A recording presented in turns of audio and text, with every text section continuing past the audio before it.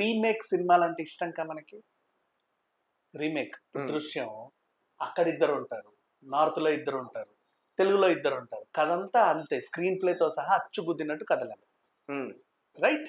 అంటే రీమేక్ చేస్తే నీకు ప్రాబ్లం లేదు, రిలీజ్ చేస్తే నీకు ప్రాబ్లం లేదు. ఒక్క సీను ఈ కత్తి ఇటు తిప్పినట్టు ఆ సినిమాలో ఈ సినిమాలో ఉంటే ఇక వచ్చేస్తుంది పూనకం. Copy copy copy. ఏమైందిరా కాపీ చేస్తే? నీ ప్రాబ్లం ఏంటి? నిజంగా కాపీ చేస్తే కాపీ రైట్ వేసుకున్నవాడికి, for example Kantara Navarasa song ని కాపీ చేశారని 100 కోట్లు వేసారు. కాపీ చేయించుకున్నవాడికి చేసినవాడికి ఉండాలి ఇబ్బందులు. మధ్యలో నీ ఉత్సాహం ఏంటి?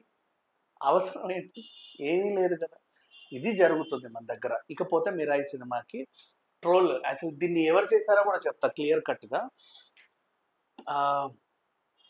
అవార్డ్స్ ఫంక్షన్లో తేజ సెటైర్ వేసినప్పుడు గుంటూరు కారం సినిమా పైన మహేష్ బాబు ఫ్యాన్స్ హర్ట్ అయ్యారు అని ఒక వార్త వైరల్ అయింది. బట్ మహేష్ బాబు ఫ్యాన్స్ ఎవరు హర్ట్ అవ్వలేదు. మహేష్ ఫ్యాన్స్ హర్ట్ అయినట్టుగా క్రియేట్ చేసి మిగతా వాళ్ళు అల్లిన కథ అది. దాన్ని కంటిన్యూ చేస్తా, నెక్స్ట్ వీడి సినిమా వచ్చినప్పుడు మహేష్ బాబు ఫ్యాన్స్ గట్టిగా ఇస్తారు అని ఒక లైన్ వదిలేశారు. వీళ్ళు దాన్ని ఇబ్బంది పెట్టేసి దాని మొహం మీద పేడేసేసి మనం ఏం చేసినా వాళ్ళు మహేష్ బాబు ఫ్యాన్సే చేశారు అనుకుంటారా, మనం సేఫ్ అనుకునే ఒక గ్యాంగ్ అది. ఇప్పుడు ఆ గ్యాంగ్ ఏం చేసిందంటే కృష్ణ గారిది మహాబలుడు అనే ఒక సినిమాని మిరాయి అచ్చుగుద్దినట్టు మక్కికి మక్కి దించారు, ఈ సినిమానే కాపీ అని రోల్ అవుతుంది. మిరాయి టీం ఏమనుకోవాలి?